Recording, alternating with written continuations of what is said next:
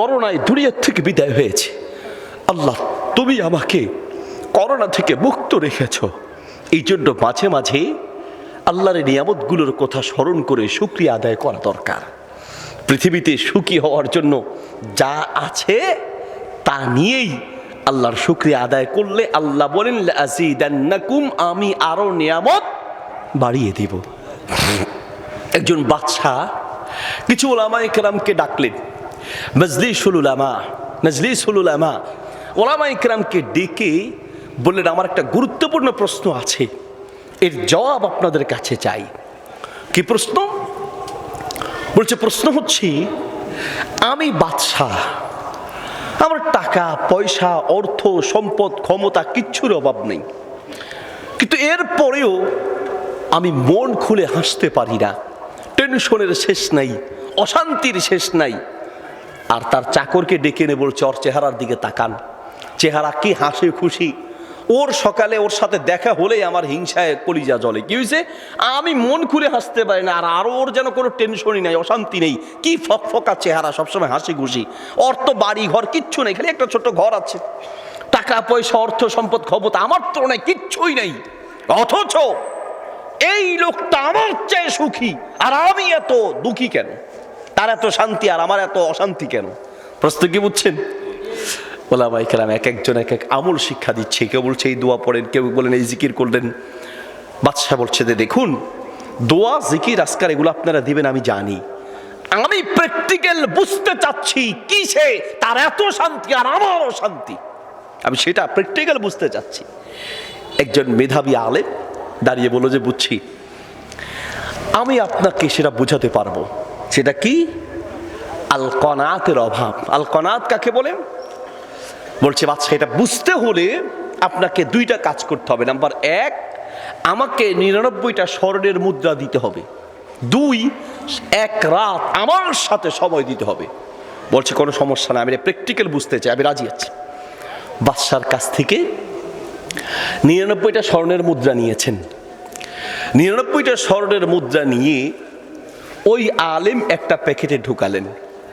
প্যাকেটে ঢুকিয়ে প্যাকেটের গায়ে লিখে দিলেন 100টি স্বর্ণের মুদ্রা, নাম লিখে তুমি অমুককে 100টি স্বর্ণের মুদ্রা প্রদান করা হলো, এটা তোমাকে হাদিয়া দেয়া হলো। আর নিচে লিখে দিলেন স্বর্ণ মুদ্রা কয়টা? 100টা।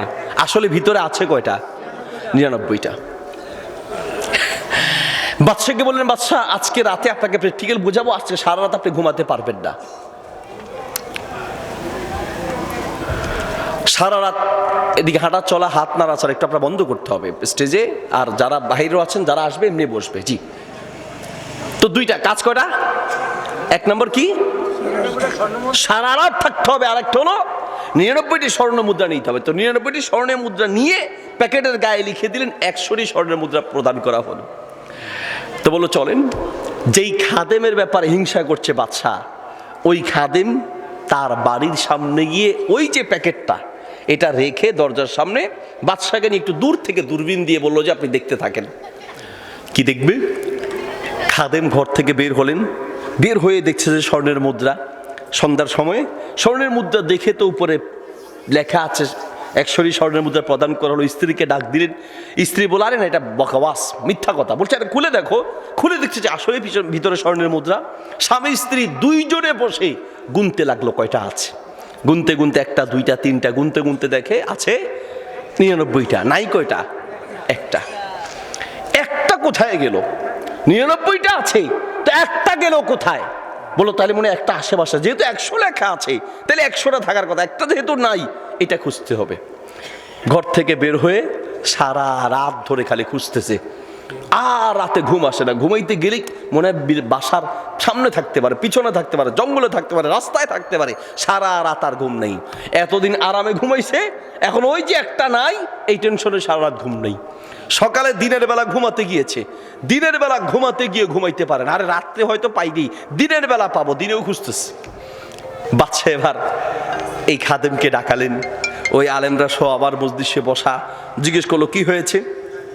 বলো, না তেমন কিছু হয়নি। আরে না, বলো কি হয়েছে? বুঝছি তো তোমার ঘরের সামনে তুমি কিছু স্বর্ণের মুদ্রা পাইছো। এবার খুলে বসতেছে, বাদশা, সারা রাত ঘুমাইতে পারি নেই। কেন?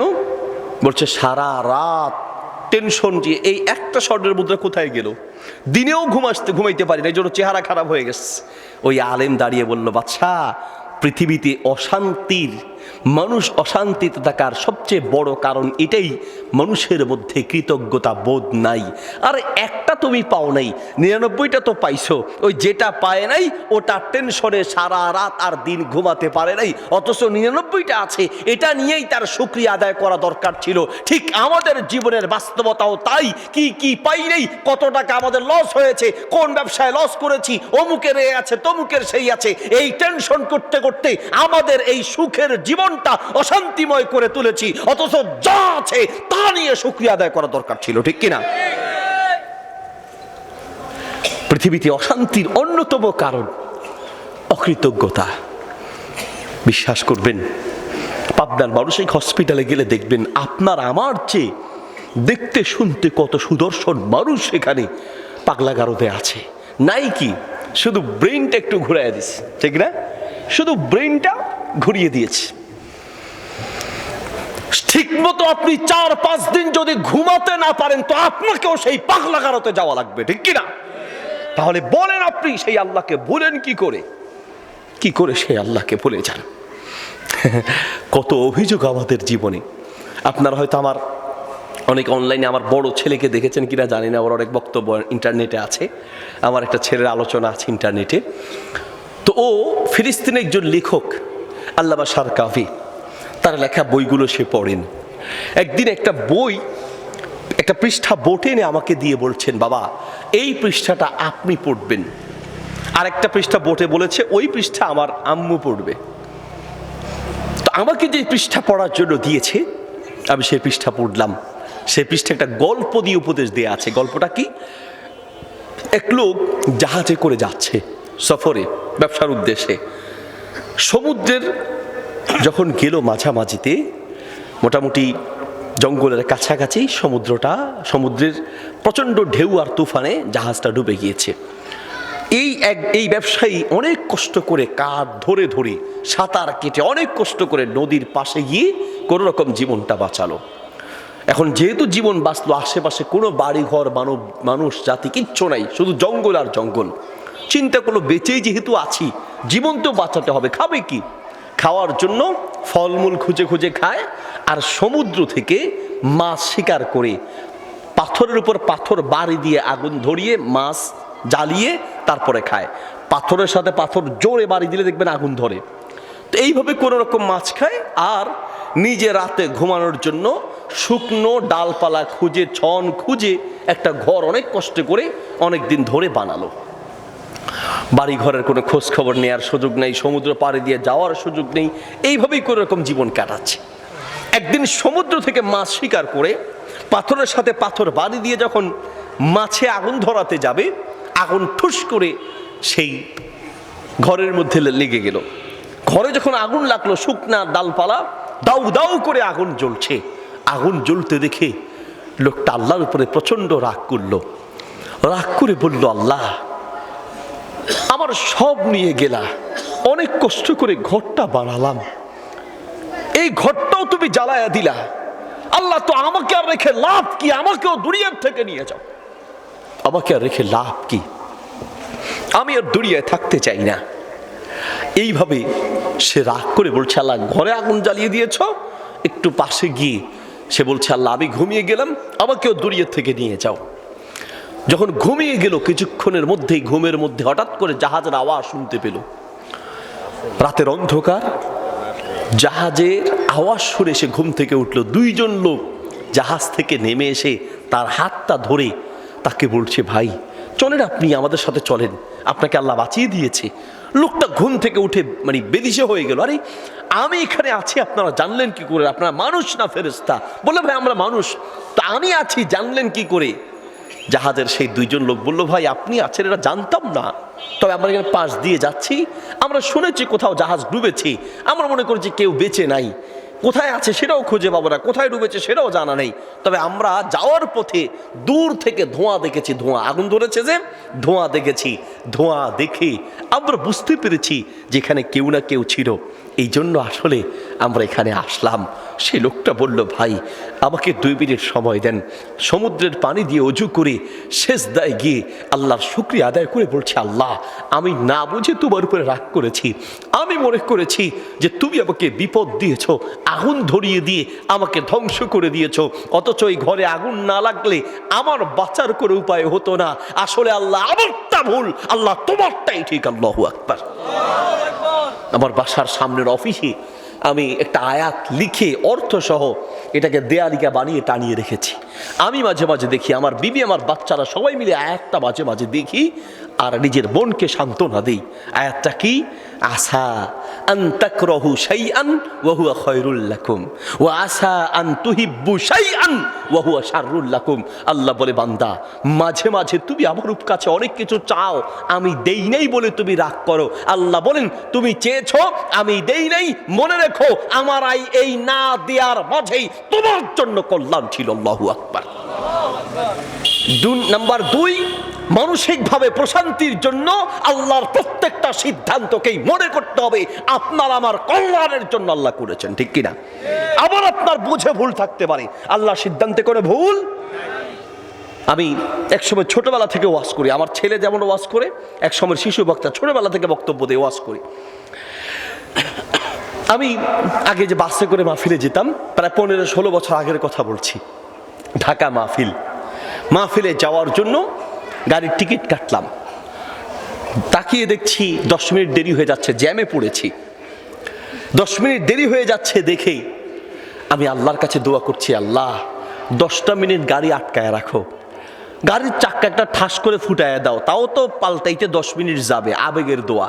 আল্লাহ গাড়ির চাক্কা ঠাস করে ফুটায় দাও, তার মানে মূল কথা 10 মিনিট দেরি হয়ে যাচ্ছে, আল্লাহ 10টা মিনিট তুমি গাড়িটা আটকায় রাখো, আবেগের দোয়া। পরে গেলাম, জ্যাম শেষ, যাওয়ার পরে দেখলাম যেই গাড়ির জন্য দোয়া করেছি ওই গাড়ি ছেড়ে চলে গেল। টিকিট আগের কাটার টিকিটও গেছে, টাকাও গেছে, আমও গেছে, সালাও গেছে। মনটা বড় খারাপ হয়ে গেল। পরের গাড়িতে উঠলাম, এইভাবে মাথাটা গাড়ির সাথে রেখে আমি আল্লাহকে বলতে লাগলাম, আল্লাহ আমার জীবনে আমি এমন কোনো কাজ করি নাই যে তুমি আমাকে ফিরাইয়া দিবে। একটা দোয়া করেছি, তুমি দোয়াটা কবুল করো নাই, 10টা মিনিট গাড়িটা আটকা রাখলে অসুবিধার কি ছিল? মনটা খুব খারাপ। ফেনী থেকে যখন কুমিল্লা পর্যন্ত আসলাম, আমার গাড়ির সুপারভাইজার ডাক দিয়ে বলছে, এই যে দেখেন এটাই হচ্ছে আমাদের 10 মিনিট আগের গাড়ি। বাম দিকে তাকায় দেখছি সেই গাড়ি অ্যাক্সিডেন্ট করে বহু মানুষের লাশ রাস্তায় পড়ে আছে, বহু মানুষের লাশ কেটে কেটে গোস্ত কেটে কেটে বের করা হচ্ছে। সেই দিন আমি বুঝলাম, আল্লাহকে বললাম, আল্লাহ আমি চেয়েছি আগের গাড়িতে উঠবো, কিন্তু তুমি উঠতে দাও নাই, আমি না বুঝে রাগ করেছি, আল্লাহ আমারটা ভুল ছিল, তোমারটাই ঠিক। আল্লাহু আকবার। ওয়াল্লাযী খালাকা লাকুম মা ফিল আরদি জামিআ। ওলামায়ে কেরাম আছেন, লাকুমের লাম লিল ইফাদাত। আল্লাহ বলেন হুয়াল্লাযী খালাকা লাকুম আই খালাকা লিখিদমাতিকুম। খালাকা লাকুম, আল্লাহ বুঝাতে চাইলেন পৃথিবীর সব কিছু বান্দা বুঝো বা না বুঝো তোমার কল্যাণের জন্য আল্লাহ সৃষ্টি করেছেন। আল্লাহু আকবার। আর একজন আরব্য কবি বলেন, উনজুর লিতিলকা শাজারাতি যাতিল গুসুনিন নাদিরা কাইফা নামাত মিন হাববাতিন ওয়া কাইফা সারাত শাজারা ফাবহাস ওয়া কুল মান যাল্লাযী ইখরিজু মিনহা সামারা। বান্দা তোমার আল্লাহকে চিনো না? একটা গাছের দিকে তাকাও, গাছের দিকে তাকাও। এই গাছ একটা বিচি থেকে, কাইফা নামাত মিন হাববাতিন, একটা বিচি তুমি নিয়ে আমের আটি মাটির নিচে রেখে চলে আসলা।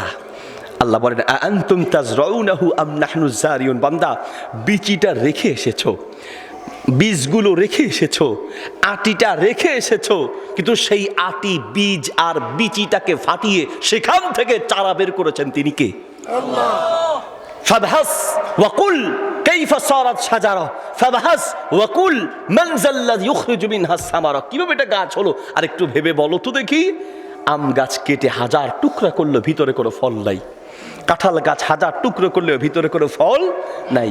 বান্দা মৌসুমে মৌসুমে তোমার জন্য যেই ফলটা দরকার ওই গাছের ভিতর থেকে তোমার জন্য ফল বের করেন তিনি কে?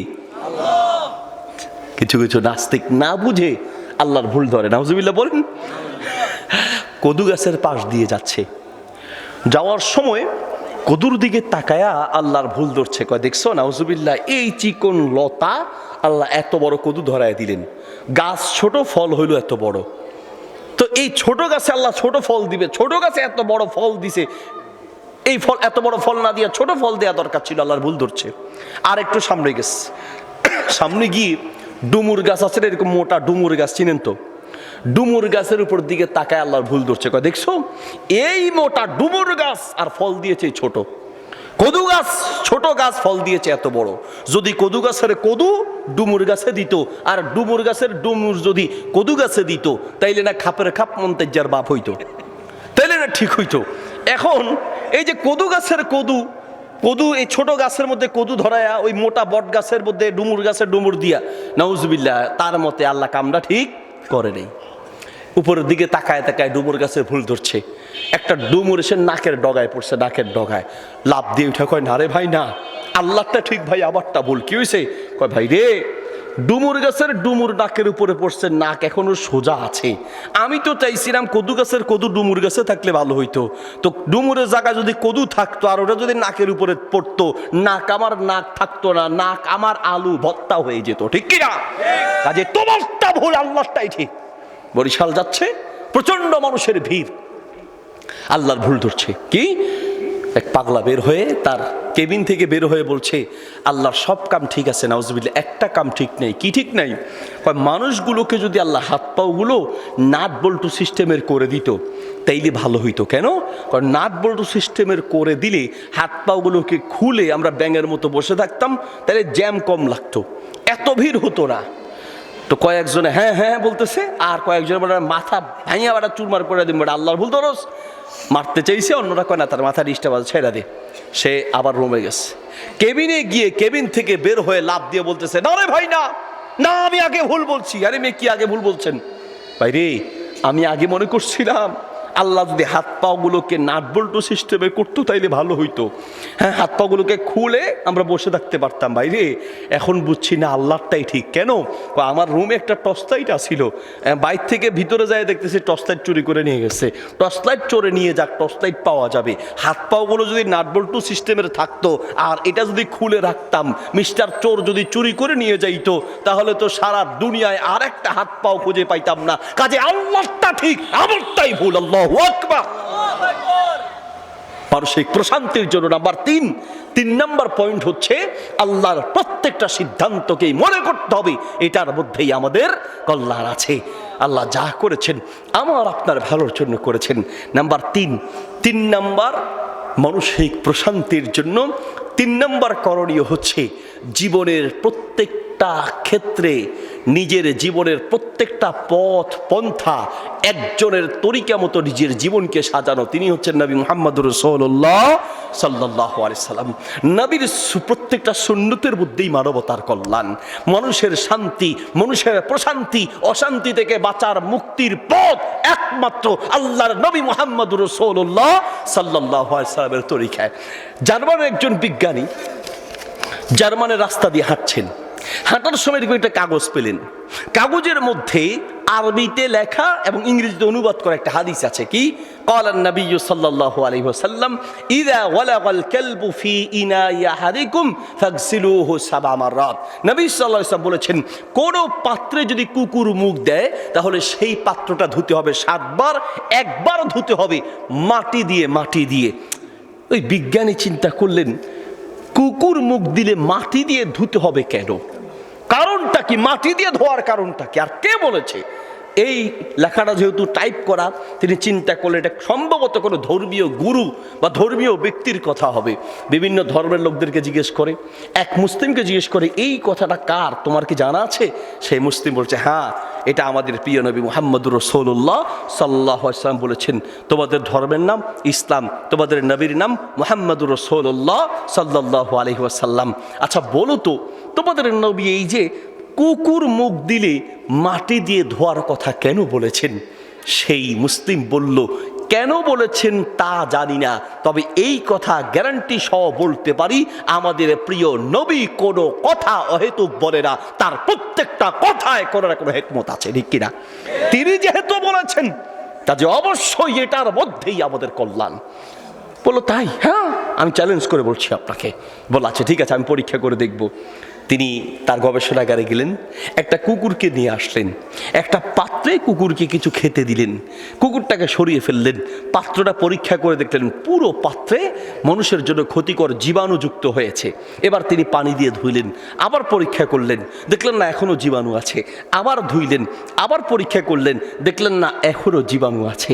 সর্বশেষ তিনি নবী সাল্লাল্লাহু আলাইহি ওয়াসাল্লামের হাদিস অনুযায়ী মাটি নিয়ে এসে সেই মাটি দিয়ে পুরো পাত্রটাকে ধুয়ে পরীক্ষা করে দেখলেন আল্লাহর নবীর হাদিস অনুযায়ী ধোয়ার পরে এই পাত্রের মধ্যে বিন্দু পরিমাণ জীবাণু বাকি নেই। আল্লাহু আকবার। সর্বশেষ ইসলাম গ্রহণ করে তিনি মুসলমান হলেন। বর্তমানে ওয়াল্লাহি বলছি, দলে দলে অমুসলিমরা ইসলাম গ্রহণ করছে। আল্লাহর নবীর এক একটা সুন্নত নিয়ে গবেষণা করে দলে দলে অমুসলিমরা ইসলাম গ্রহণ করছে। আর আমরা মুসলমান, আমাদের কোনো গবেষণা নাই। আবার ছেলের অপারেশন হবে ঢাকা সিরাজগঞ্জ মেডিকেল কলেজ একটা হসপিটালে, বিদেশি অনেক ডাক্তাররা আসে। খেতে বসলাম, দেখলাম একজন ডাক্তার তিনি প্লেট চেটে চেটে খায়, প্লেট চেটে চেটে খাচ্ছে। আমি অবাক হয়ে তাকিয়ে রইলাম। আমি বললাম, ডাক্তার সাহেব, এই একটা সুন্নতের উপরে আপনার এত গুরুত্ব, এত আমল করছেন, মাশাআল্লাহ। ডাক্তার সাহেব আমাকে বলল, হুজুর প্লেট চেটে খাওয়া সুন্নত এটা আমি জানি না। তো আপনি প্লেট চেটে খাচ্ছেন যে এইভাবে? আমরা তো হোটেলে গিয়ে প্লেট চেটে খাওয়ার কারণে কত মানুষের কাছে অপমানিত হলাম। কেউ কেউ তাকায় থাকে, আরে হুজুর তো মনে হয় প্লেট সহ খাবে, যেমন চাটাচাটি শুরু করছে, হুজুর তো মনে হয় প্লেট সহ খাবে। হ্যাঁ, ইনশাআল্লাহ আমরা মুসলমানরা প্লেট চেটে প্লেট সহ খাবো। কোথায়? জান্নাতে যে খাবার দিবে সেই খাবারের প্লেট হবে মাছের কলিজার প্লেট। খাবারের মজা যা হবে প্লেটের মজা আরো বেশি হবে। খাবো তো খাবো ইনশাআল্লাহ, প্লেট সহ খাবো ইনশাআল্লাহ, ঠিক কিনা? তা আমি বললাম যে এইভাবে প্লেট চেটে খাচ্ছেন আপনি, সুন্নত এরা জান্নাতে চেটে কেন খাচ্ছেন? ডাক্তার সাহেব বললেন, আমরা গবেষণা করে পেলাম খাবারের অরিজিনাল ভিটামিন ডি পাওয়া যায় এই প্লেটের সাথে লেগে থাকা খাবার, মানে খাবারের নিচের প্লেটের সাথে লেগে থাকা খাবারের মধ্যেই খাবারের অরিজিনাল ভিটামিন ডি পাওয়া যায়, ভিটামিন পাওয়া যায়। আমি মূলত এই জন্য চেটে খাচ্ছি। আমি বললাম, সুবহানাল্লাহ, আপনি ভিটামিন পাওয়ার জন্য খাচ্ছেন আর আমরা সুন্নতের উপর আমল করার জন্য খাচ্ছি। একদিকে সুন্নত আদায় হয় আর একদিকে ভিটামিনও পাওয়া হয়। আল্লাহু আকবার। আপনি অবাক হয়ে যাবেন যদি আমি সারা রাত ধরে আপনাকে সারা রাত চলে যাবে সুন্নতের কি পরিমাণ উপকারিতা পৃথিবীর মানুষের জন্য আছে এটা বুঝিয়ে শেষ করা যাবে না। বর্তমান বিজ্ঞানীরা বলছেন রাতে বাতি বন্ধ করে ঘুমাবে। অনেকে আমরা স্টাইল করে বাতি জ্বালিয়ে ঘুমাই, ড্রিম লাইট ভয় পায়, বাতি জ্বালিয়ে ঘুমাই। বর্তমান আধুনিক বিজ্ঞানীরা বলছেন, চিকিৎসকরা বলছেন অন্ধকার করে ঘুমাও, কারণ ওয়াজআলনা লাইলা লিবাসা, আল্লাহ রাতকে অন্ধকার করে দিয়েছে আপনার ঘুমানোর জন্য। যত বেশি অন্ধকার হবে তত আরামদায়ক ঘুম হবে। বাতি জ্বালিয়ে ঘুমালে ঘুমের পরিপূর্ণ হক আদায় হয় না, এই জন্য বাতি জ্বালিয়ে ঘুমাতে হয়। নবী সাল্লাল্লাহু আলাইহি ওয়াসাল্লাম সুন্নাহ হচ্ছে আতফি ইসরাজ, তিনি বলেন রাতে বাতি অন্ধকার করে ঘুমাও। ডাক্তাররা বলেন বাতি জ্বালিয়ে ঘুমালে তোমার ব্রেইনের রোগ সহ চামড়ার রোগ সহ অনেকগুলো অসুস্থতার কারণ। মানে এক কথায় হচ্ছে নবীর প্রত্যেকটা সুন্নতের মধ্যেই মানবতার কল্যাণ আছে। এবার আসেন, সুন্নতের ওয়াজ শুনলে কেউ কেউ বলে যে হুজুর সুন্নত মানে এটা খুব তুচ্ছ করে, ও সুন্নত বুঝেন নাই? দাড়ির ব্যাপারে জিজ্ঞেস করে, হুজুর দাড়ি সুন্নত না ওয়াজিব? তো যদি ওলামায়ে কেরাম বলে যে সুন্নত, ও আচ্ছা সুন্নত, মানে এটা এমনভাবে তুচ্ছ করে দেখে যে এটা মনে হয় যেন কোনো বিষয়ই না। অথচ ইসলামে দাড়ি রাখা একদিকে ওয়াজিব, কারণ রাসূল সাল্লাল্লাহু আলাইহি ওয়াসাল্লাম দাড়ি রাখতে নির্দেশ দিয়েছেন, আউ ফিরুল্লুহা, দাড়িকে লম্বা করো আদেশ করেছেন। আল আমরু লিল উজুব, ওলামায়ে কেরাম আছেন আল আমরুল মুতলাক লিল উজুব, আমরের সিগাগুলো আসে ওয়াজিব বোঝানোর জন্য। 2 নম্বর, রাসূল সাল্লাল্লাহু আলাইহি ওয়াসাল্লাম দাড়ি রেখেছেন, সেই হিসেবে দাড়ি রাখা সুন্নাহ। নাম্বার 3 নম্বর, দাড়ি কাটতে নবী সাল্লাল্লাহু আলাইহি ওয়াসাল্লাম নিষেধ করেছেন, এই জন্য দাড়ি কাটা হারাম। তাহলে দাড়ি কাটলে ওয়াজিব তরক হয়, সুন্নত তরক হয়, হারাম হয়। তো আমরা সুন্নত শুনলেই বিশেষ করে আমাদের কাছে মানে এটার কোনো গুরুত্ব নাই। অথচ ইমাম আবু দাউদ রাহিমাহুল্লাহ নদীর এই পাশে দাঁড়িয়ে আছেন, একটা লোক নদীর ওই পাশে হাসি দিয়ে দৌড় দিয়েছে, হাসি দিয়ে বলেছে আলহামদুলিল্লাহ, আলহামদুলিল্লাহ বলেই দৌড় দিয়েছে। আচ্ছা বলেন, হাসি দিয়ে আলহামদুলিল্লাহ বললে তার জবাবে কি বলতে হয়? ইয়ারহামুকাল্লাহ। তা হাসি দিয়ে যখন দৌড় দিয়েছে, ইমাম আবুদুর রাহিমাহুল্লাহ ইয়ারহামুকাল্লাহ বলার সুযোগ পায় নাই। তিনি একটা নৌকাওয়ালাকে ডাকলেন, নৌকা ভাড়া করলেন। নৌকা ভাড়া করে নদীর ওই পাশে গিয়ে যে লোকটা আলহামদুলিল্লাহ বলেছে তার কাছে গিয়ে বললো ইয়ারহামুকাল্লাহ।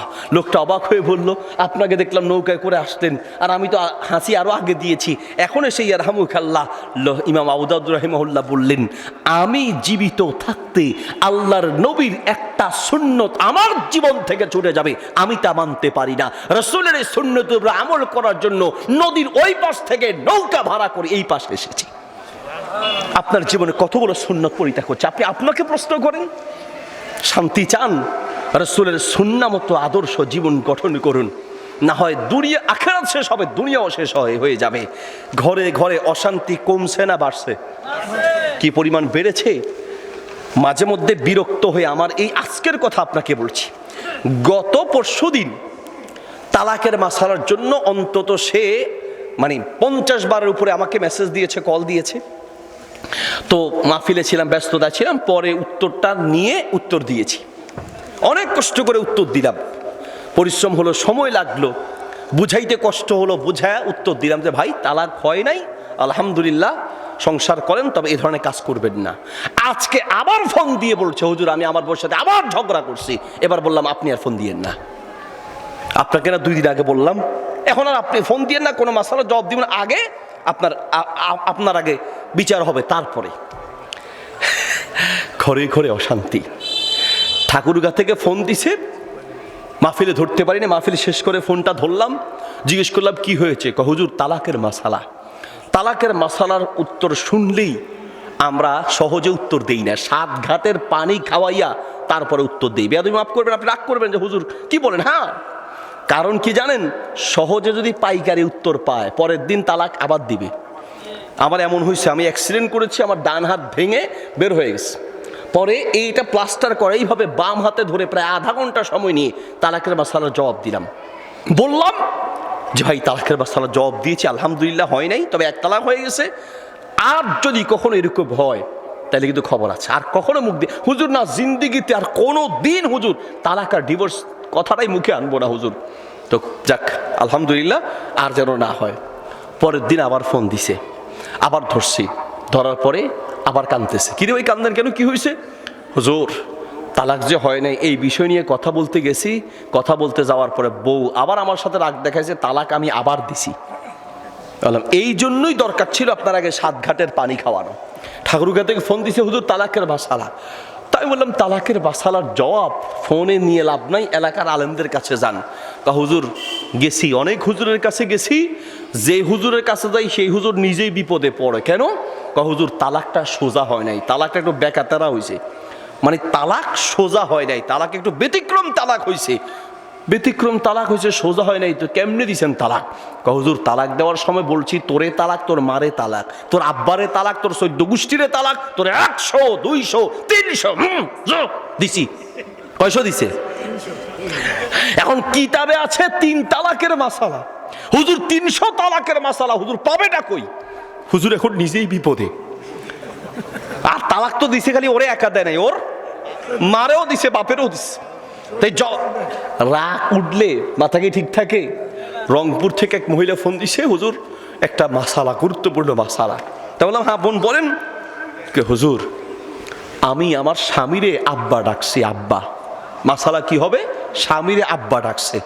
আরে বোন, দুনিয়ায় এত মানুষ থাকতে আপনি স্বামীর আব্বা ডাকতে গেছেন কেন? হুজুর বিপদে পড়ে। কি বিপদ? আমার স্বামী আমারে বাম হাত দিয়ে ধরছে, ডান হাত দিয়ে লাঠি নিয়ে পিটায় আব্বা ক, আব্বা আব্বা ক, শেষ পর্যন্ত আব্বা কইয়া জীবন বাঁচাইছি। এখন মাসালা দেন। নবী সাল্লাল্লাহু আলাইহি সাল্লামের কাছে এক সাহাবী আসলেন, সামনের দিক থেকে এসে বলছেন আউসিনি ইয়া রাসূলুল্লাহ, আমাকে উপদেশ দেন। রাসূল সাল্লাল্লাহু আলাইহি ওয়াসাল্লাম বললেন লা তাগদাব, রাগ করো না। ডান দিক থেকে এসেছে, ইয়া রাসূলুল্লাহ একটু বড় উপদেশ দেন। বলছে লা তাগদাব, রাগ করো না, রাগটাকে কন্ট্রোল করো। ওই সাহাবী মনে করছে এটা ছোট্ট উপদেশ। রাসূল সাল্লাল্লাহু আলাইহি ওয়াসাল্লাম বলেন শোনো, ইদাল গাদাব ইয়াজমাউ শাররা কুল্লাহ, সমস্ত অন্যায়কে একসাথ করে রাগ। রাগ যে কন্ট্রোল করতে পারবে না তার আখিরাত শেষ, দুনিয়াও শেষ। ঠিক কি না? সারা দিন না খেয়ে থাকা সহজ, সারা রাত তাহাজ্জুদ পড়া সহজ, কিন্তু নিজের রাগকে কন্ট্রোল করা এত সহজ নয়। দুনিয়ার প্রশান্তির জন্য, শান্তির জন্য এই রাগটাকে কন্ট্রোল করা শিখতে হবে। সহিহুল জামি কিতাবের একটা হাদিস, নবী সাল্লাল্লাহু আলাইহি ওয়াসাল্লাম বলেন, মান কাযিবা গায়জান ওয়া হুয়া ইয়াস্তাতিউ আন ইউনাফিযাহু, যে ব্যক্তি নিজের রাগকে কন্ট্রোল করতে পারবে, রাগ উঠেছে ইচ্ছা করলে রাগ দেখাই দিতে পারে, কিন্তু না, যে ব্যক্তি রাগ উঠার পরেও নিজের রাগকে কন্ট্রোল করবে, মাল আল্লাহু কলবাহু রিদান ইয়াউমাল কিয়ামাহ, আল্লাহ নবী বলেন কিয়ামতের মাঠে আল্লাহ তার অন্তরকে সব ধরনের খুশি দিয়ে পরিপূর্ণ করে দিবেন। যা আপনার লাগবে সব ব্যবস্থা করবেন কে? আল্লাহ। এই জন্য রাগটাকে কন্ট্রোল করা শিখতে হয়। আমাদের বাচ্চারা আগের চেয়ে রাগ কি কমছে না বাড়ছে? কি পরিমাণ নানারা অনেকে বলে আমার নাতির যে রাগ জিন্দিগিতে দেখি নাই, বাপেরা কয় আমার ছেলে মাশাআল্লাহ রাগী। এই যে প্রচন্ড রাগটাকে আপনি যে প্রশ্রয় দিচ্ছেন, বাবারে ওর সাথে কথা বলিস তো খুব রাগী, মানে এটারে প্রশংসার সাথে বলছে। অধিকাংশ বাচ্চাদের অতিরিক্ত মেজাজের অন্যতম একটা বড় কারণ হচ্ছে মোবাইল। বুঝেন নেই? মোবাইলে গেমস খেলে, আর গেমস মানে কি ধর মারামারি ধরাধরি। এই যে মোবাইল তার ব্রেনকে উত্তেজিত করছে, আপনার সন্তান বদ মেজাজি হয়ে যাচ্ছে, মেজাজ হারিয়ে ফেলছে। নিজের রাগটাকে কন্ট্রোল করা শিখান, বাচ্চাদেরকেও শিখান। এক বাবা তার ছেলেকে নিয়ে এসে বলছে, বাবা তুমি যে এইভাবে রাগ করো, এটা সেটা ভেঙে ফেলো, এই করো সেই করো, তোমার রাগটাকে কন্ট্রোল করা উচিত। তুমি যা চাও সেটা তোমাকে দিব, সমস্যা নাই, সাইকেল চাইলে সাইকেল, যা চাও সেটা দিব, তবে একটা শর্ত কি, তোমার আজকের পর থেকে তুমি ট্রাই করবা, যতদিন রাগ উঠবে, রাগ উঠলেই, ছেলে বলেছে আমি অনেক চেষ্টা করি, রাগ উঠে যায়, কি করবো, রাগ উঠলেই গাছে গিয়ে একটা পেরেক মারবা। রাগ উঠছে, হাতুড়িয়ার কিছু পেরেক, পেরেক চিনেন তো, পেরেক দিয়ে বলছে রাগ উঠলেই পেরেক মারবা, রাগ উঠলেই পেরেক মারবা। তো ছেলে ঠিক আছে, এটা কোনো ব্যাপার। এখন রাগ দৈনিক দেখা যায় কোনো দিন 40 থেকে 50 বার রাগ উঠছে, এখন 40-50টা পেরেক মারা, এটা কি সহজ কাজ? এটা তো কঠিন। এখন সে চিন্তা করলে, ভাবারে বাবা এই খালি পেরেক মারো অনেক কঠিন, তার চেয়ে রাগটাকে কমাই। প্রথম দিন 50 বার, পরের দিন 40টা, পরের দিন 25টা, 30টা, 25টা, 20টা, এভাবে করতে করতে একদিন সে নিজের রাগকে কন্ট্রোল করা শিখেছে। ওই দিন আর কোনো পেরেক মারা লাগে নেই। বললো কি যে আজকে পেরেক নেই কেন? আব্বা আমি এখন শিখে গেছি কেমনে রাগ কন্ট্রোল করতে হয়, আজকে সারা দিন আমি একবারও রাগ করি না। জিজ্ঞেস করো তুমি আমার মাকে, একবারও রাগ করি নেই। মাশাআল্লাহ, রাগ করো নেই? ঠিক আছে, আলহামদুলিল্লাহ। এবার ছেলেকে নিয়ে গিয়ে বলছে, বাবা আরেকটা কষ্ট করতে পারবা কি, এই যে পেরেকগুলো মারছো সবগুলো পেরেক আবার উঠাও। আব্বা পারবো না। মারতে যে মাথার ঘাম পায়ে পড়ছে, আবার এই সব উঠানো, না আমার পক্ষে সম্ভব না। আচ্ছা ঠিক আছে, সব উঠে হবে না বাবা, একটা অন্তত উঠাও। একটা পেরেক নিয়ে এসে টেনে অনেক কষ্ট করে উঠাইলো। ছেলেকে কাছে ডাক দিয়ে বলছে, বাবা দেখো, রাগ করার পরে তুমি হয়তো তার কাছে গিয়ে মাপ চাইবে বা তুমি তার কাছে ক্ষমা চাইবে। রাগ করার পরে এই যে একটা পেরেক ঢুকানোর পরে গাছের ভিতর থেকে যখন ঢুকাই যায়, এরপর আবার যখন বের করলা, এই যে একটা ছিদ্র তৈরি হয়েছে, এই ছিদ্র তুমি পৃথিবীর যা কিছু দিয়েই তুমি মুছে দাও, এই ছিদ্র অরিজিনালভাবে এটা মুছে যাবে না। ঠিক তেমনি আমরা যখন রাগ করে এই রাগটা অন্যের উপরে দেখাই, তার কলিজায় একটা ছিদ্র হয়, কিয়ামত পর্যন্ত সেই ছিদ্র মুছে যাবে না। ঠিক কি না? সুনানে তিরমিজিতে হাদিস আছে, আবু দাউদে আছে, সহিহুল জামি কিতাবে আছে, মুসনাদে আহমদে আছে। নবী সাল্লাল্লাহু আলাইহি ওয়াসাল্লাম বলেন, ইশরাফুল লিসান কাউকুইস সাইফ, কখনো কখনো মানুষের একটা কথা তলোয়ারের আঘাতের চেয়েও মারাত্মক হয়। ছুরি দিয়ে আঘাত করলে যে কষ্ট পায়, তার চেয়ে বেশি কষ্ট পায় মুখের এক কথায়। বহু বাপ এসে চোখের পানি ফেলে কাঁদে। কত মাহফিলে হুজুর কারো সামনে বলতে পারি না, একটু আলাদা কথা আছে কি হুজুর, একটু ছেলে মেয়েদের ব্যাপারে ওয়াজ করেন কেন? হুজুর আমার ছেলে আজকের মাহফিলে আছে, আমার বৌমাও ওয়াজ শুনবে, হুজুর একটু বুঝান মা বাপ কি জিনিস। আমার ছেলের এক একটা কথা আমার এই কলিজা ক্ষতবিক্ষত হয়ে আছে, কাউকে বলতে পারি না। আমার ছেলের বউয়ের আচরণে আমার মন চায় আমি মাটির তলে ঢুকে যাই। ঠিক কিনা? শুধু এই মুখের কথা। বিদেশ থেকে এসেছে, মাকে ডাক দিয়ে বলছে, মা আমি বিদেশ থাকি, বাপও নাই যে তোমার কন্ট্রোল করবে। মা তুমি এবার বউয়ের সাথে খারাপ আচরণ করো, আমি টের পেয়েছি। ঠিক আছে, আমাকে জন্ম দিয়েছ তো, আমি এর শুকরিয়া আদায় করব। কি? তোমার জন্য আলাদা ঘর করে দিব, থাকার ব্যবস্থা করে দিব, সব করব, অসুবিধা নেই। কিন্তু মা আমার ঘরে তোমাকে থাকতে দিব না, আলাদা করে দিব। এই কথা শোনার পরে কোনো মায়ের কলিজা আস্ত আছে? এটা কাটার জন্য ছুরি লাগবে, এই মুখের কথাই যথেষ্ট। মা বাথরুমের দরজা বন্ধ করে ভিতরে গিয়ে চোখের পানি ফেলে কাঁদলেন। অজু করে নামাজের সেজদায় গিয়ে, আল্লাহ আমার ছেলে বুঝে নেই, তুমি রাগ করিও না, আমার ছেলেকে আমি বুঝানোর চেষ্টা করছি, তুমি একটু তাওফিক দাও। আচ্ছা ঠিক আছে, ছেলের কাছে গেছে, গিয়ে বলছেন বাবা তুমি আমাকে আলাদা করে দিও, তোমার সিদ্ধান্ত সঠিক, কিন্তু তার আগে আবার একটা স্বপ্ন আমি দেখেছি, ওই স্বপ্নটা পূরণ করো। আমি একটা স্বপ্ন দেখেছি। ডক্টর আবুল বাসার সঙ্গে আসছে? এখনো আসেনি? কোথায় আছে? খবর নেন, খবর নিয়ে আমাকে একটু কাগজে লিখে দেন যে আমি আর কয় মিনিট আলোচনা করবো, আর একটু আলোচনা করবো না, ছেড়ে দিব। বলছে বাবা ঠিক আছে তুমি আমাকে আলাদা করে দিও, কিন্তু আমার একটা স্বপ্ন আছে, এই স্বপ্নটা তুমি পূরণ করো। যা দেখেছি, যেভাবে দেখেছি ঠিক এই স্বপ্নটা পূরণ করো। কি দেখেছো মা, কিভাবে দেখেছো? দেখেছি বাবা তুমি বাজারে যাবে, একটা পাকা আম নিয়ে আসবে, আমের সিজন চলছে বড় দেখে, এই আমটা নিয়ে এসে বুকে নিয়ে ঘুমাবে, আর সকালবেলা আমি বুকের উপর থেকে নিয়ে এক টুকরো আম খাবো। মা এটা কেমন স্বপ্ন বাবা? এই স্বপ্ন যেভাবে দেখেছি সেইভাবে একটু পালন করো। ঠিক আছে, একটা আম তো অসুবিধা নেই। বাজারে গেলেন, একটা আম কিনলেন, নিয়ে আসলেন, এসে রাতে বুকের উপরে নিয়ে ঘুমাচ্ছেন। স্বামী স্ত্রী দুজন হাসে, এটা কোনো কথা? তো বল আচ্ছা ঠিক আছে, বুড়া মানুষ বলছে তো ঠিক আছে, রাজি হয়ে গেল। আমটা বুকে নিয়ে ঘুমাতে গেল, 5 মিনিট ঠিক মতো ঘুম আসে নেই, আমটা পিঠের তলে পড়ে চ্যাপটা হয়ে গেছে, কাপড় নষ্ট হয়ে গেল। উঠে মাকে ধমক দিয়ে বলছে মা কিসের পাগলামি স্বপ্ন দেখো, আম নিয়ে বুকে ঘুমানো যায় নাকি? কেমনে আম খাওয়াবো সকালবেলা, তোমার বুক এমনি খাও। মা বলছে বাপ আমি আম খাওয়ার জন্য বলি নেই, আমি তোমাকে বোঝানোর জন্য বলছি।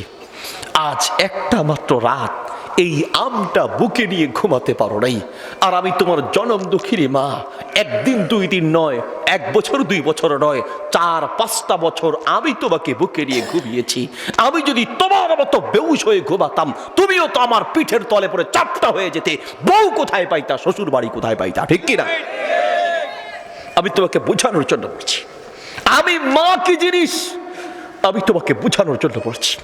কৃতজ্ঞশীল বান্দা হওয়া উচিত। মা কি জিনিস বুঝতে হলে তুমি মানুষ হওয়ার চেষ্টা করো। মানুষ আগে মানুষ হও। সব অমানুষের দেশ ভরে আছে। আপনি অমানুষ, আমি অমানুষ, মানুষ হতে পারি নাই। মানুষ যদি মানুষ হতে পারেন আমার প্রশ্নের জবাব দেন। আজকে সারাটা দিন গিয়েছে, ফজর জোহর আসর মাগরিব এশা, বলেন তো এই 5 ওয়াক্ত নামাজের পরে 5 বার 2 হাত তুলে মা বাবার জন্য দোয়া করেছেন? কয়টা ছেলে বলতে পারবেন হুজুর আমি 2 হাত তুলে 5 বার আমার মায়ের জন্য আমি দোয়া করেছি, আমি আমার বাবার জন্য আমি দোয়া করেছি? কয়জন বলতে পারবেন? বলবেন না হুজুর আজকে সারা দিনে মনে ছিল না। আচ্ছা আজকে সারা দিনে দোয়া করেন নাই, ঠিক আছে, গত 1 সপ্তাহে কয়জন সন্তান মা বাবার জন্য চোখের পানি ফেলে দোয়া করেছেন? হুজুর না গত 1 সপ্তাহেও করি নেই, গত 1 মাসে না হুজুর করি নেই, গত 1 বছরে এমন বহু কুলাঙ্গার সন্তান আছে, বছরের পর বছর চলে যায়, মা বাবার জন্য তার কলিজা থেকে দোয়া আসে না, ঠিক কিনা? 10টা 10 লাম্বে 15 এনে উঠবে, কাটছে। চিন্তা করুন, বছরের পর বছর চলে যায়, আপনি দোয়া করবেন ভুলে যান। আর আমি আমার মাকে প্রশ্ন করেছি, আমার মা যেই জবাব দিয়েছে পৃথিবীর প্রত্যেকটা মা একই জবাব দিবে।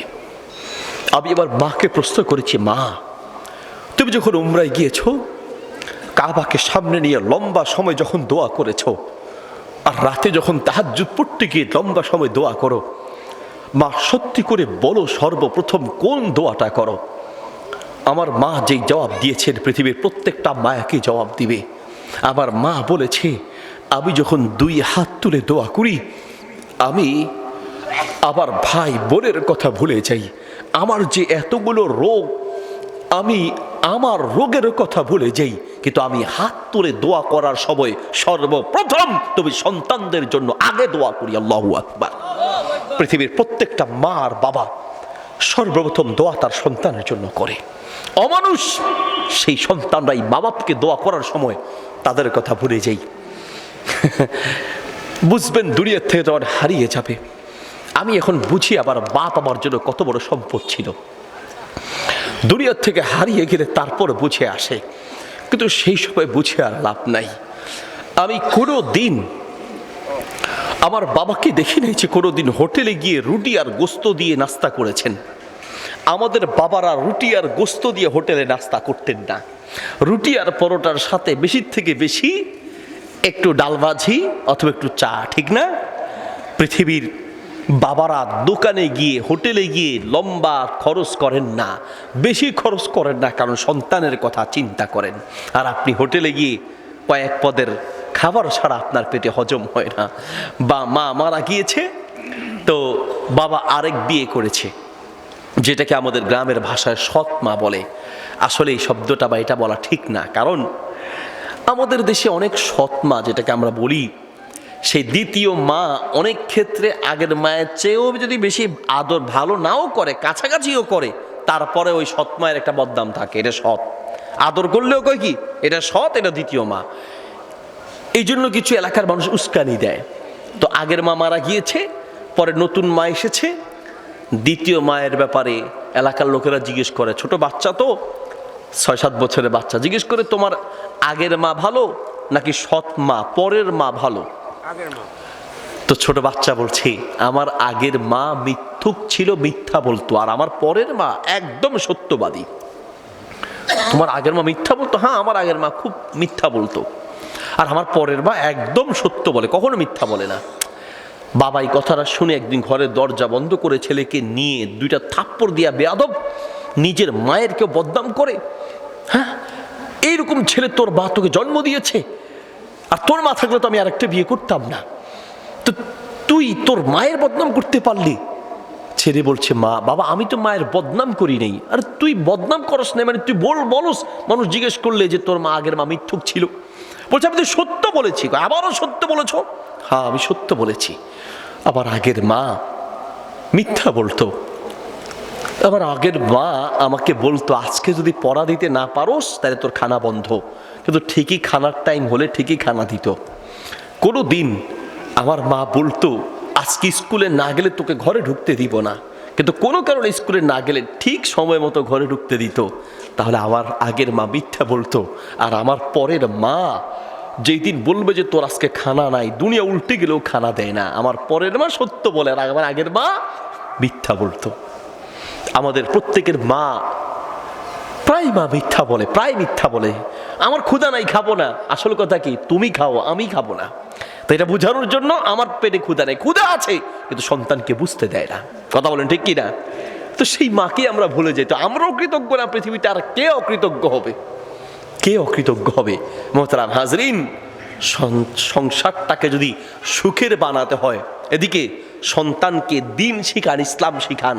যেই সন্তানের কলিজায় নবীর আদর্শ ঢুকবে সে সারা দুনিয়া থেকে আলাদা হবে, মা বাপ থেকে আলাদা হবে ইনশাআল্লাহ, ঠিক কিনা? আর সন্তান যদি অমানুষ হয়, গত কয়েক বছর আগের কথা, ঢাকায় বাড়ি আছে, নরসিংদীতে বাড়ি আছে, এক ব্যাংকার মারা গিয়েছেন। ছেলে মেয়েরা উপরে উপরে বসে জমি জমার হিসাব করছে, আর বাপের লাশটাকে গ্যারেজের নিচে রেখে নিজেরা হিসাব করছে। 3 দিন হয়ে গেল লাশ দাফন করে না, কারণ আগে হিসাব হবে পরে দাফন। এই করতে করতে 3টা দিন পার হয়েছে। 3 দিন পরে এলাকার লোকেরা চাঁদা তুলে তারপরে তার কাফন দাফনের ব্যবস্থা করেছে। কয়েক বছর আগে এটা পত্রিকায় এসেছে। এই হলো দুনিয়ার বাস্তবতা। সন্তান কি মানুষ রেখে যাচ্ছেন না অমানুষ রেখে যাচ্ছেন, একটু চিন্তা করেন, নিজের বিবেকের কাছে প্রশ্ন করেন। এই মুখের কথা বোঝাতে চাচ্ছিলাম, কখনো কখনো তলোয়ার আঘাতের চেয়ে মারাত্মক হয়। বহু ছেলের বউয়ের যন্ত্রণায় শ্বশুর আর শাশুড়ি চোখের পানিতে বুক ভাসায়, কাউকে বলতেও পারে না, সহ্য করতে পারে না, ঠিক কিনা?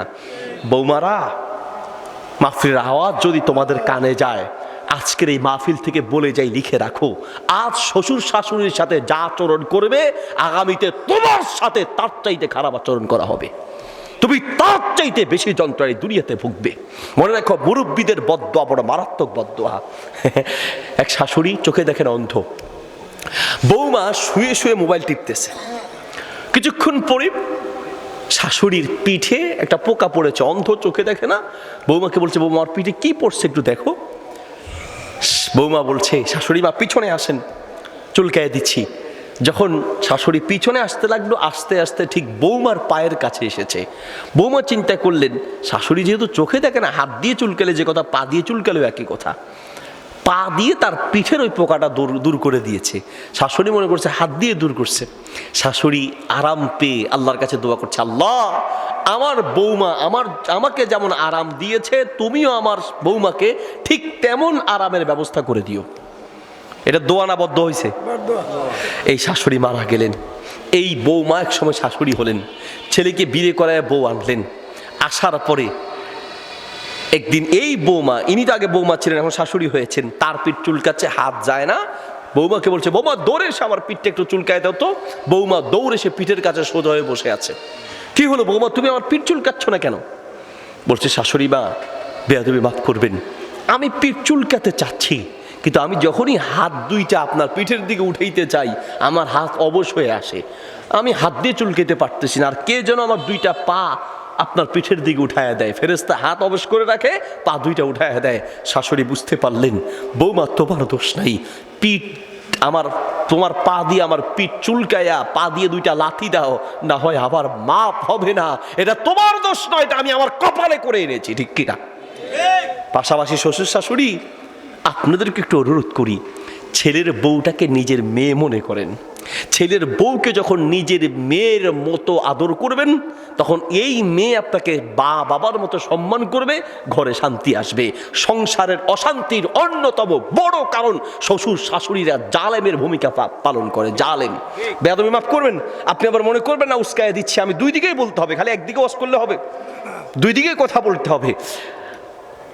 ফজরের নামাজের আগে তাহাজ্জুদের সময় ছেলের বউকে ডেকে দেয়, বৌমা তাহাজ্জুদের নামাজ পড়বা, তাহাজ্জুদের নামাজের অনেক ফজিলত, তাহাজ্জুদ পড়ে নাস্তে বানাতে যাবা।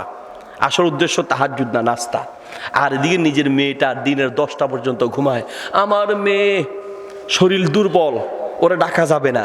নিজের মেয়ে দিনের 10টা পর্যন্ত ঘুমায়, মেয়েকে ঘুম থেকে উঠায় না, আর ছেলের বউকে তাহাজ্জুদের নামাজ পড়তে বলে। কিয়ামতের মাঠে তোমাকেও আসামির কাঠগড়ায় দাঁড়াতে হবে। এই যে ছেলের বউ, একটু নিজের বিবেকের কাছে প্রশ্ন করেন, সে তার বাবা রেখে এসেছে, সে তার মা রেখে এসেছে। আমিও 2 মেয়ের বাবা, আমার 2 ছেলে 2 মেয়ে, আমার 2টা মেয়ে আছে।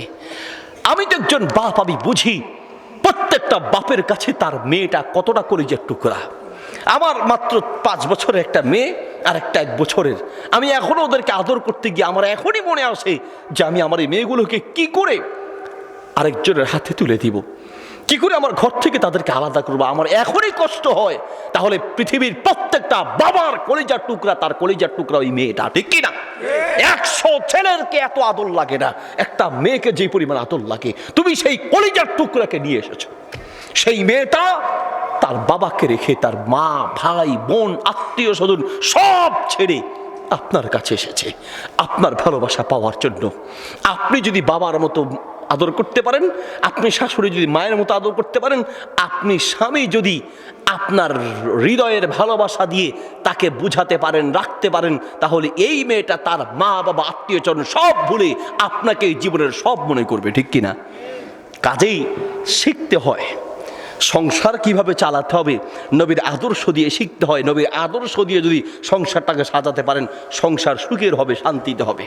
নবী সাল্লাল্লাহু আলাইহি ওয়াসাল্লামের আদর্শ কি? রাসূল সাল্লাল্লাহু আলাইহি ওয়াসাল্লাম কখনো রান্নার ভুল ধরতেন না। প্রত্যেকটা স্ত্রীর রান্না খারাপ হলেও কখনো দোষ ধরতেন না, উল্টো প্রশংসা করতেন। কারণ সে তো চেষ্টা করেছে ভালো করার জন্য। লবণ বেশি হতে পারে, মরিচ বেশি হতে পারে, ঠিক না? আর আপনি মা বাপ 14 গোষ্ঠী তুলে গালি দেন। এক ব্যাংকার এক মুফতি সাহেবের কাছে গেছেন, যা বলতেছে যে আমি আমার স্ত্রীকে ডিভোর্স দিব। কিভাবে ডিভোর্স দিব বলেন? তা আমাদের কাছে কেউ ডিভোর্সের জন্য আসলে আমরা চেষ্টা করি কিভাবে সংসারটা টিকানো যায়, আর এটাই হচ্ছে নিয়ম। নবী সাল্লাল্লাহু আলাইহি ওয়াসাল্লাম একটা আমলের কথা বলেছেন, সবাইকে বলি এই আমলটা খুব ভালো করে খেয়াল রাখবেন ইনশাআল্লাহ। নবী সাল্লাল্লাহু আলাইহি ওয়াসাল্লাম বলেন, আমি কি তোমাদেরকে এমন একটা আমলের কথা বলবো না, মিন দারাদিস সিয়াম ওয়াস সালাহ ওয়াস সাদাকা, যেই আমলটি দান, সদকা, নামাজ, রোজার চেয়েও বেশি সওয়াব হবে, এমন একটা আমলের কথা কি বলবো? নবী সাল্লাল্লাহু আলাইহি ওয়াসাল্লাম জিজ্ঞেস করার পরে সাহাবা ইকরাম ক্বালু বালা, বললেন হ্যাঁ ইয়া রাসূলুল্লাহ, আপনি বলেন, অবশ্যই আপনি বলবেন। বলো সে আমলটি হচ্ছে ইসলাহু যাতিল বাইন, দুইজনের মাঝে মিলায়া দাও। মাশাআল্লাহ, বারাকাল্লাহ ফিক, নারায়ে তাকবীর, নারায়ে তাকবীর। আজকের মাহফিলের মোহতারাম না শেষ করে নবী সাল্লাল্লাহু আলাইহি ওয়াসাল্লাম বলেন, এদিকে নবী সাল্লাল্লাহু আলাইহি ওয়াসাল্লাম বললেন, ইসলাহু যাতিল বাইন, নফল দান, নফল সাদকা, নফল নামাজের চেয়ে উত্তম আমল হচ্ছে সংসার টিকিয়ে দেয়া। দুই ভাইয়ের মাঝে দ্বন্দ্ব, স্বামী স্ত্রীর মাঝে দ্বন্দ্ব, বাবা ছেলের দ্বন্দ্ব, এই দ্বন্দ্ব দূর করা হচ্ছে দুনিয়ার নফল নামাজ, রোজা, দান, সদকার চেয়ে বেশি সওয়াব। আল্লাহু আকবার। আমাদের দেশে ফ্যামিলি কাউন্সিলিং নেই। আমরা আলহামদুলিল্লাহ আমাদের একটা ফাউন্ডেশন করেছি, আমরা আল হিদায়া ফাউন্ডেশন, এবং আমাদের সেই ফাউন্ডেশনের সাথে আমরা হজরতের কাছ থেকে আজকের মাহফিলের প্রধান বক্তা ডক্টর আবুল কালাম বাশার রাহমাহুল্লাহ, ওনার কাছ থেকে আমরা পরামর্শ নিই।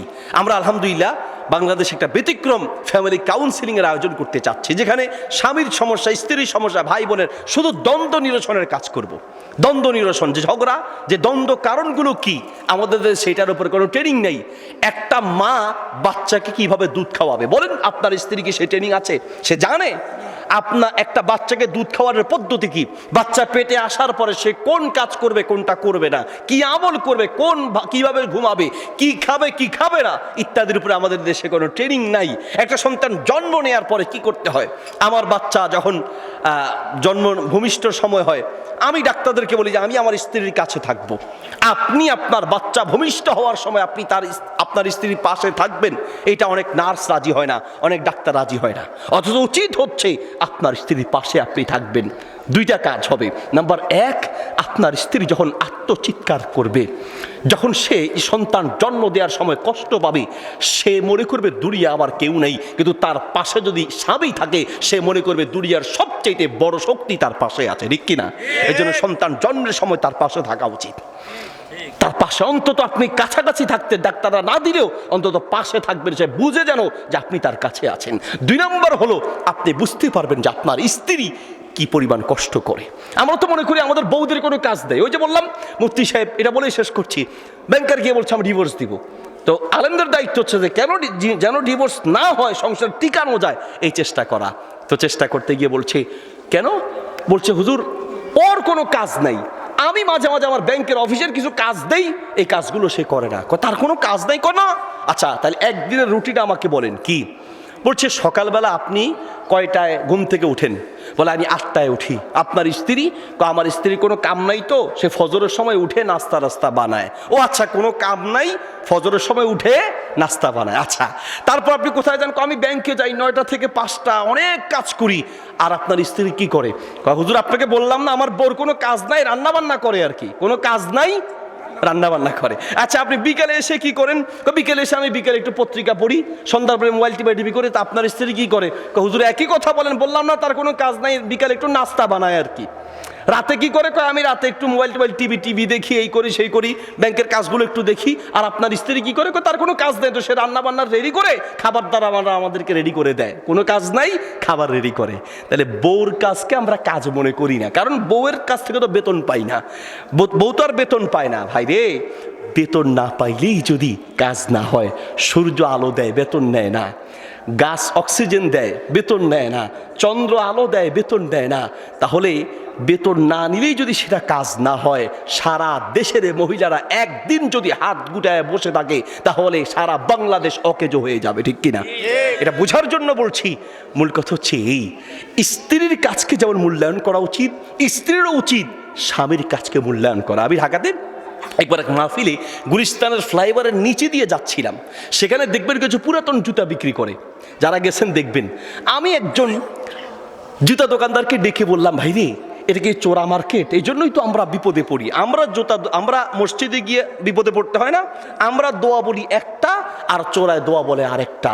আমরা বলি সুবহান রাব্বিয়াল আলা, আর চোরায় বলে জুতা কোন জোড়া ভালা। আমরা এক দোয়া বলি আর ও আরেক দোয়া বলে, এই জন্যই তো বিপদে পড়ি। সে বলছে হুজুর চোরা জুতা থাকতে পারে, সব চোরা নয়, কিছু কম দামে পাই নিয়ে আসি, অনেকে পড়ছে কয়দিন পরে বিক্রি করেছে, কম দামে নিয়ে আসে, তো ভালো কথা। সব পুরুষের জুতা, মহিলার নাই কেন? বলছে মহিলারও পুরাতন জুতা আমরা পাই, কিন্তু আনি না, কারণ মহিলার পুরাতন জুতা কিনতে পুরান মার্কেটে কেউ আসে না। সেই দিন ভাবলাম আসলেই কথা সত্য, একজন স্বামী যত খারাপ হবে হোক, একজন স্বামী যত অপরাধী হবে হোক, কিন্তু একজন স্বামী স্ত্রীর জন্য পুরানটা নয়, কম দামিটা নয়, সবচেয়ে দামিটা আনার চেষ্টা করে, ঠিক কিনা? আর তুমি সেই স্বামীর সাথে কথা বলার সময় মনে হয় চাকরের সাথে কথা বলছো। সর্বশেষ পয়েন্ট হলো, আসুন সংসারকে সুখের করতে হলে একজন আরেকজনের কাজকে মূল্যায়ন করতে হবে। ভুল হলে ভুলগুলো লিখে একটা একটা করে সমাধান করতে হবে। একদিনে বউকে সোজা বানায় ফেলবো, অসম্ভব কথা। একদিনে ঠিক করে ফেলা যাবে না। মাইরের উপরে ঔষধ নাই, এটাও মোটেও ঠিক নয়।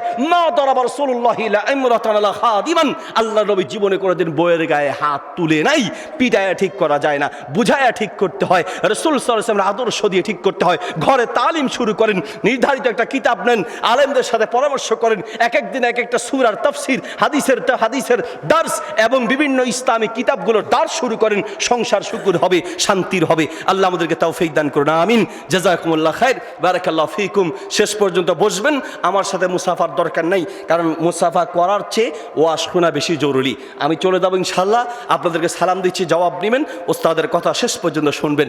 আমাদের চেয়ে অনেক বিজ্ঞ আলিম, আমরা যার আলোচনা শুনি, যার কাছ থেকে আমরা অনেক ক্ষেত্রে পরামর্শ নেই, এমন আলেম আপনাদের কাছে এসেছে। শেষ পর্যন্ত আপনারা থাকবেন। আসসালামু আলাইকুম ওয়া রাহমাতুল্লাহি ওয়া বারাকাতুহু।